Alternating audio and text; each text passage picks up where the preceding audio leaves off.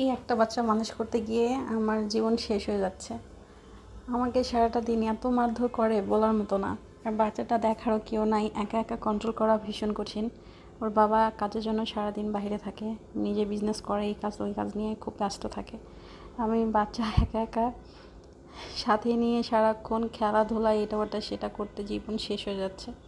আমার মেয়ে মাঝে মাঝে আমার চুল টেনে নিয়ে চলে যায়। মাথার চুল টানলে আমার প্রচণ্ড মাথা পেন হয়। ও তো ছোটো বেবিও বুঝতে পারে না, মার সাথে সবসময় শুধু খেলাধুলো করবে, একটু নাচবোচ করবে, আবার বারবার খাইতে চাইবে।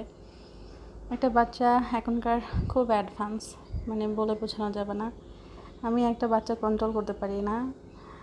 থ্যাংক গড অনেকের তো পরপর 2টা বাচ্চা হয়, তারা কি করে কন্ট্রোল করে হয়তো আমি বুঝে উঠতে পারি না। হয়তো তাদের ফ্যামিলি অনেকে থাকে, এই জন্য হয়তো কন্ট্রোল করতে পারে, বাট আমি তো পারি না। আমার খুব কষ্ট হয়, সারাদিন পর অনেক ক্লান্ত থাকি।